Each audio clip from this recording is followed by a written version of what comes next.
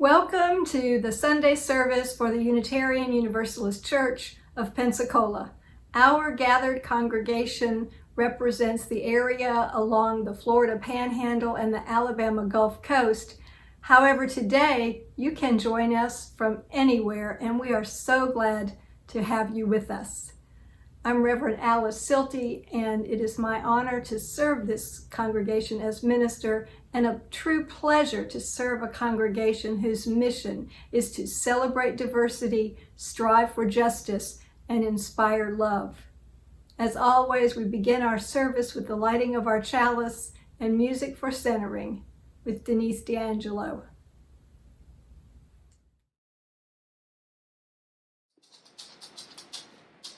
May we be reminded here of our highest aspirations and inspired to bring our gifts of love and service to the altar of humanity. May we know once again that we are not isolated beings, but connected in mystery and miracle to the universe, to this community, and to each other. Ellen Rocket.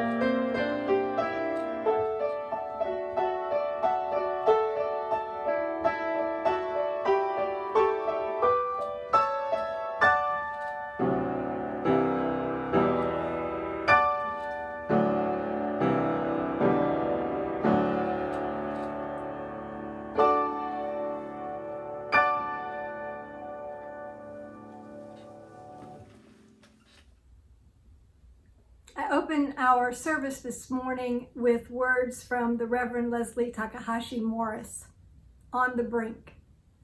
All that we have ever loved and all that we have ever been stands with us on the brink of all that we aspire to create. A deeper peace, a larger love, a more embracing hope, a greater generosity of spirit, a deeper joy in this life we share. When we come together, we want to remember those people who have lost their lives in the service to our country, those killed in Afghanistan or Iraq while on duty. We also remember their family and friends, as well as the thousands of Iraqi and Afghan civilians, military, and police who have been injured or killed. Today, we call the name of U.S. Army Specialist Nick Bravo Regules, age 20, from Largo, Florida. We are a people of covenant, and so I invite you to say the words of our covenant with me. Love is the spirit of this church, and service its law. This is our covenant, to dwell together in peace, to seek the truth in love, and to help one another. Come Sing a Song with Me by Carolyn McDade.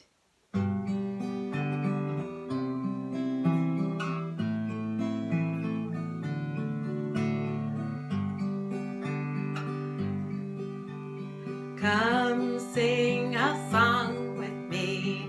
Come sing a song with me. Come sing a song with me, that I might know you're mine. And I'll bring you home when hope is hard to find. And I'll bring a song of love and a rose in the winter time. Come dream a dream with me. Come dream a dream with me. Come dream a dream with me, that I might know you're mine.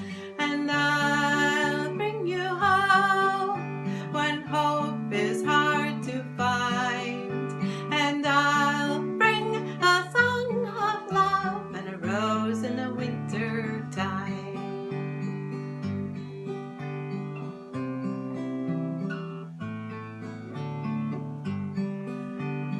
Come walk in rain with me.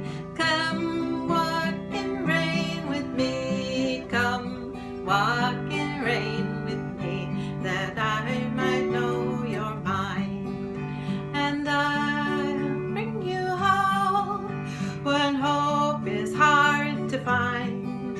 And I'll bring a song of love and a rose in the winter time.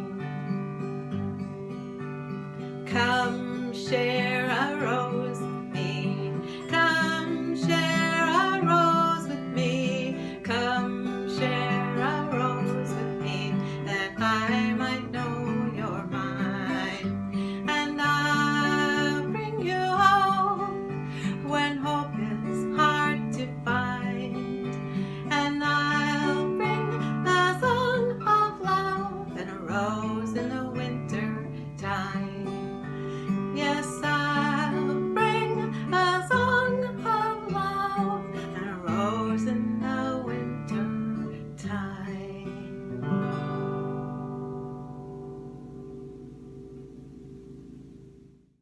I'm Connie Goodbread. I'm one of the co-leads of the Southern Region staff team. I live in Palm Harbor, Florida, which is part of the Tampa Bay area.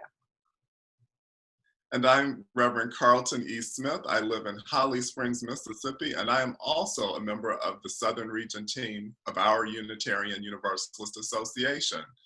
The title of our sermon today is When Hope is Hard to Find. And Connie and I are doing this together as a kind of dialogical sermon because we believe that God and Spirit lives inside of our conversations with one another. With hope for a bright future, I come in trust. With love in my heart for all of creation, I come in humility. Seeking justice for all, marginalizing none, I come in open-mindedness. With courage, I come willing to be transformed. With great joy, I come to bind myself to you so that together we can do what I cannot do alone.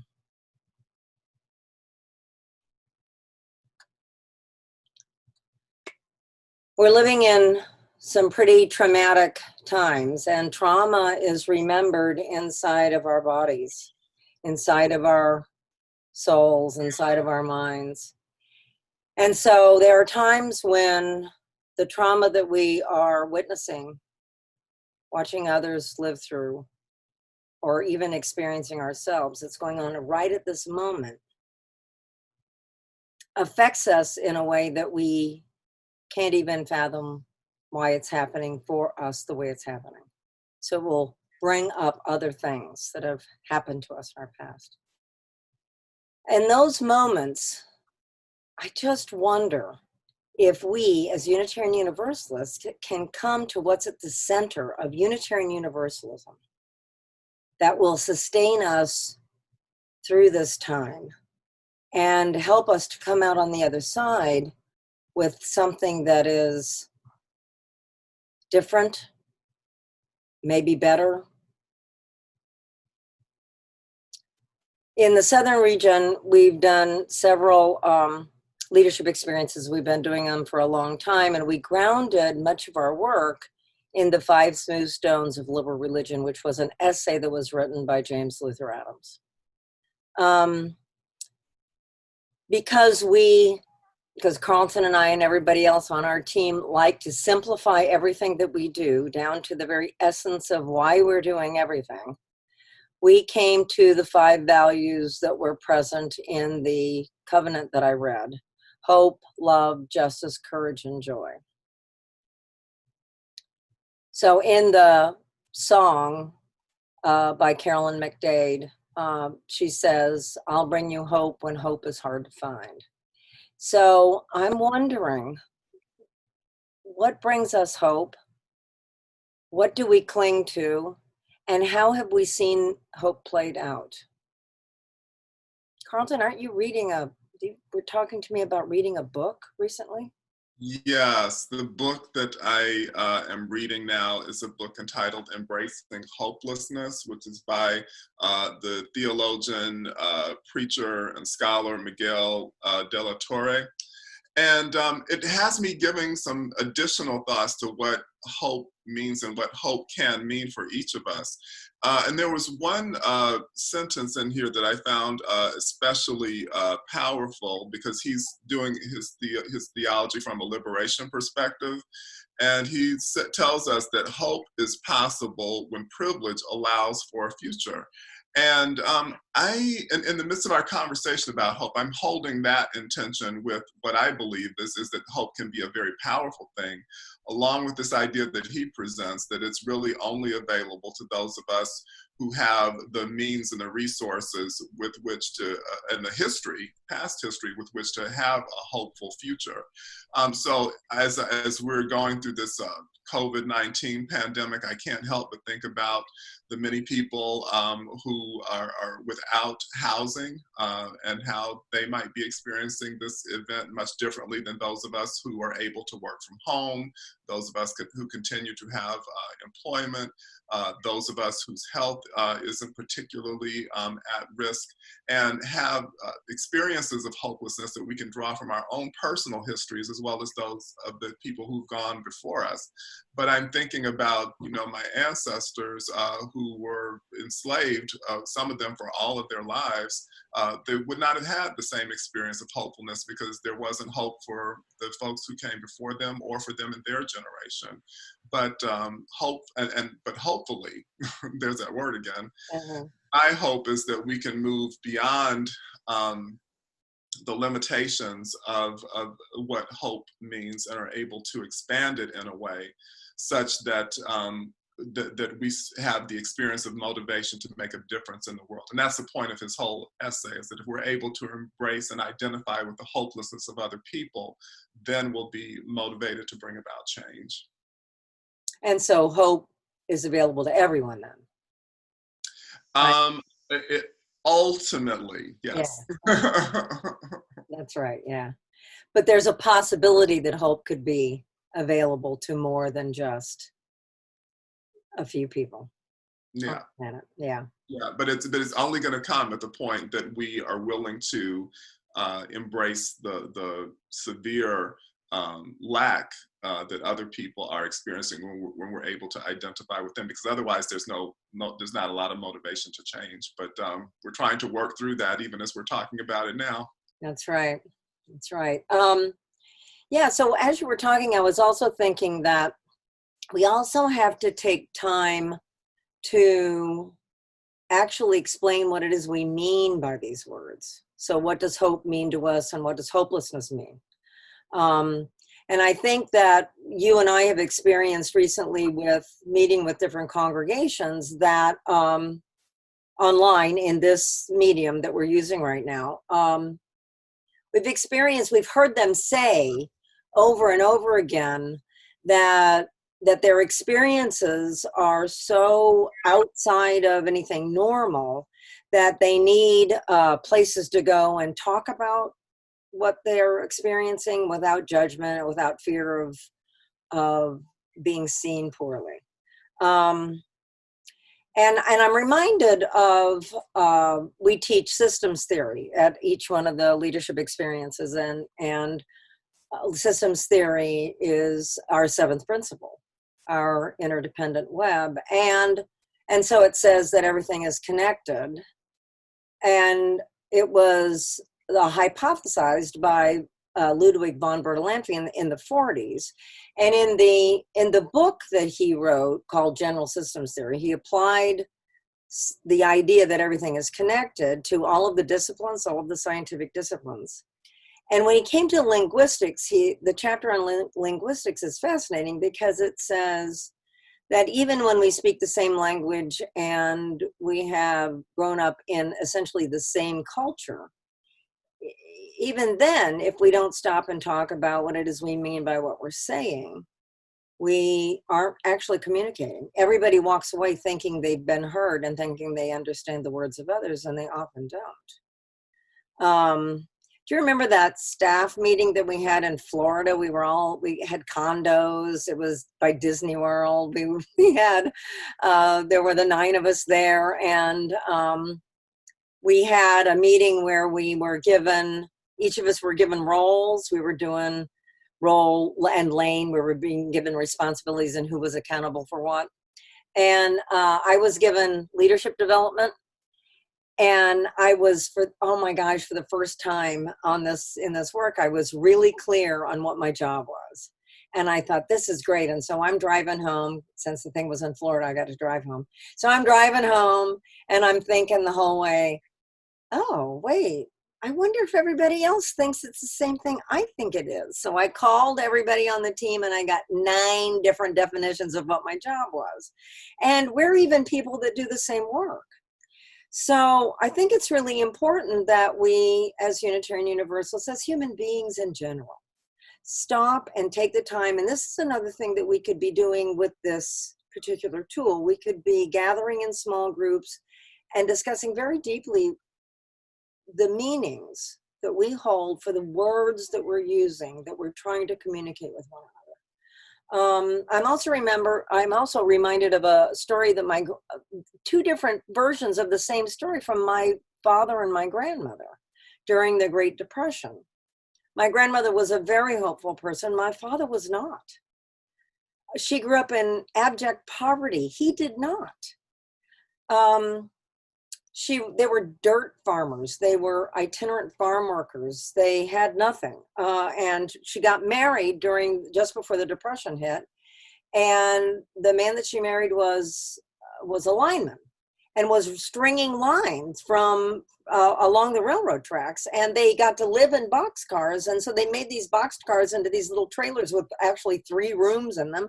She thought it was the best thing ever. They'd get together at night and they'd all have a bonfire and they'd sing and they'd play music and everybody danced. And she remembers the Great Depression from that standpoint, that it was like her own awakening and breaking out of the poverty that she grew up in.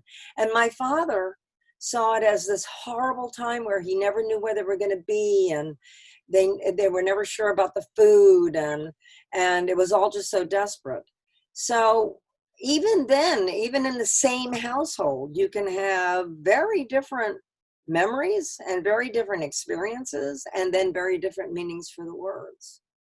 You had a story too. You told me a couple of days ago about a story when you were working in a hospital that was really interesting. Yes, along that same line about not knowing what people actually are needing and finding definitions for hope that are difficult. I came across a patient in my training to become a minister. This is actually a few decades ago now. I was doing my internship at Overlook Hospital in Summit, New Jersey. I just finished my internship. I was doing my clinical pastoral education there. And it's a supervised chaplaincy where you're assigned to a floor and you go and visit the different patients on that floor. And it was suggested to me that I go in and see a man who had just had his leg amputated from just below his left knee. And I went in to be with him, and it's true, he was in, quite a state because it had just happened like a couple of days before, and he was really grieving all that he wasn't going to be able to do because he no longer had both of his legs. And I didn't know what to say to him in the midst of that. So I just, got quiet, and I was trying to figure out like what could I share, what could I offer as a word of hope or encouragement. And I didn't really have anything to draw from because, I don't have any experience that related to that. So I just got quiet, and the room got quiet for a while.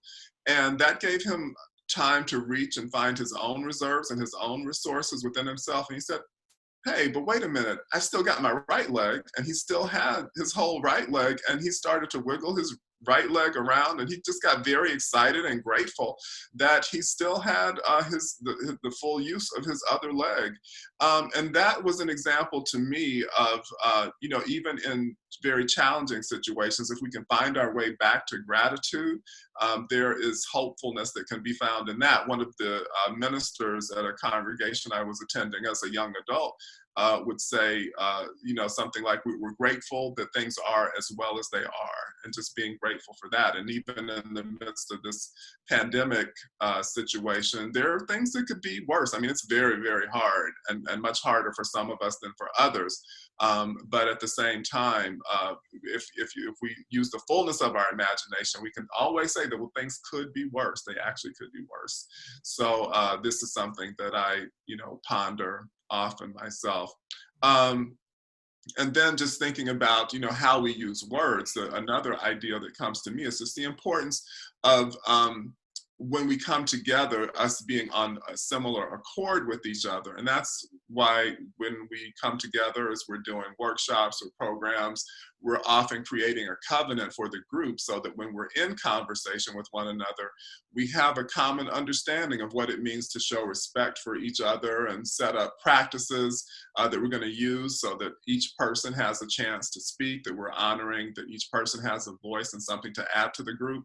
But we only get to that inside a conversation, as you were saying before, when you reached out to all of us on the team to find out like what we meant when we were using words. And so I think that's such an important aspect of it, and recognizing that relationship is part of what can bring us hope when hope is hard to find. Yeah, I also think that it's the thing that can bring us grace. So how much forgiveness is in our system? How often are we allowed to make mistakes and still be loved and still be given the opportunity to be hopeful? And I think that, so in our tradition, the covenantal community is one of the ways that we build our beloved community. And it's only through the understanding of the words we're saying and the promises we're making, the deep understanding of what each of us means by those words, can we come to being in true relationship with one another. So I just keep thinking that now is the time. I loved it that in your example of the amputee, that what you used was silence.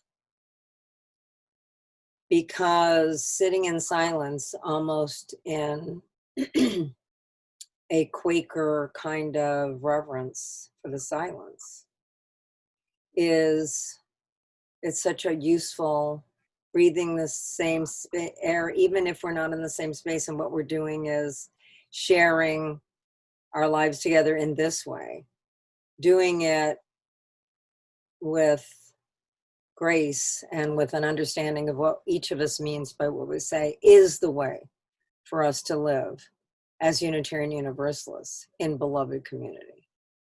I really, really hope and pray that we can do that. I think that we are being called.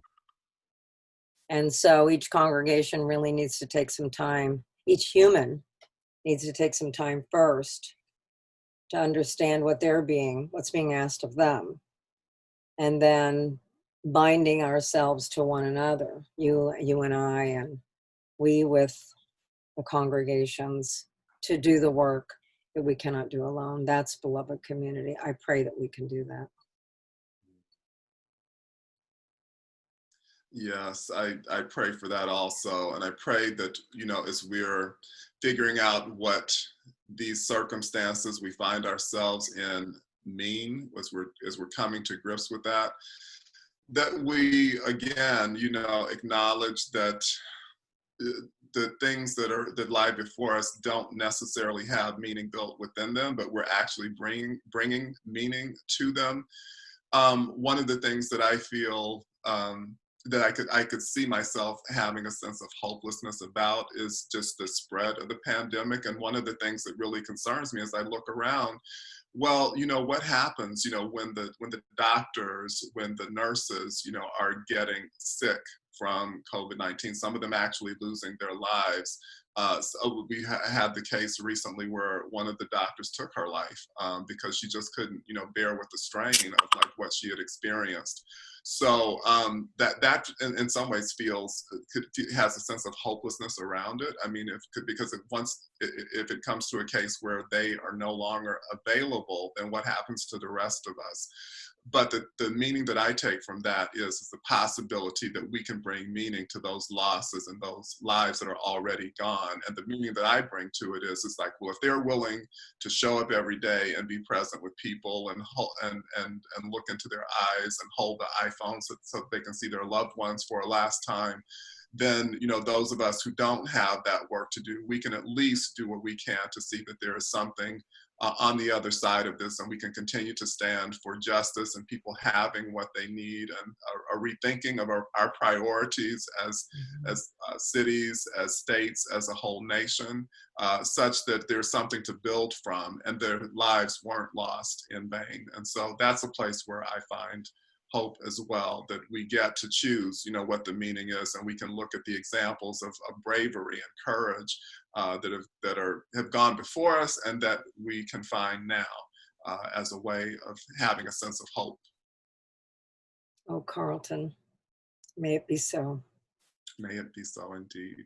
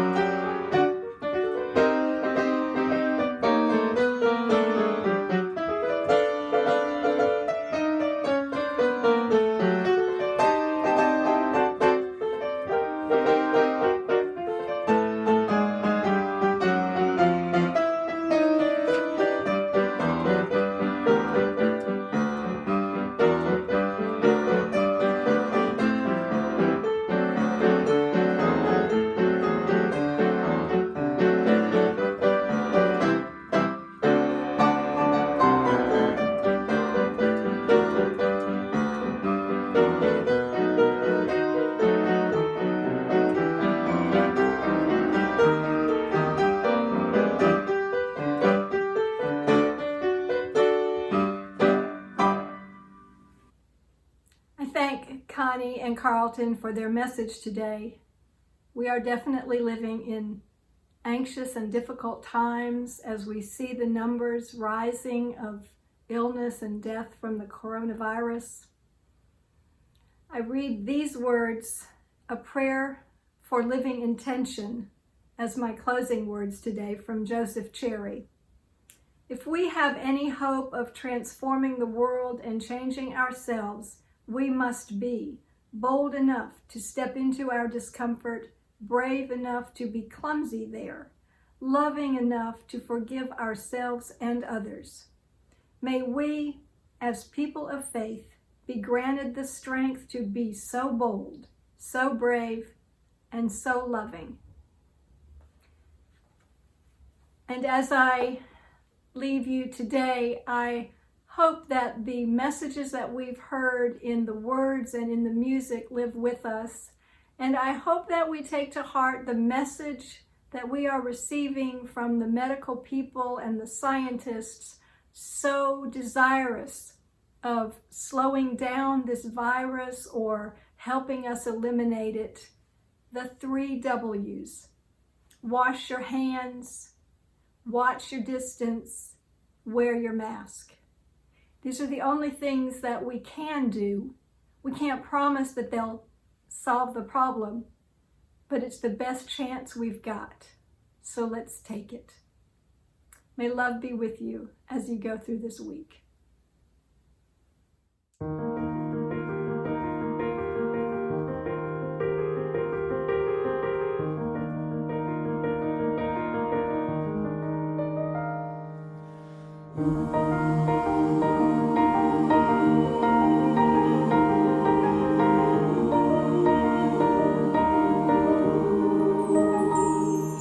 My life goes on in endless song above earth's lamentation. I hear the real, the far off hymn that hails a new creation. No storm can shake my inmost heart, while to that rock I'm clinging, since love prevails in heaven and earth. How can I keep from singing?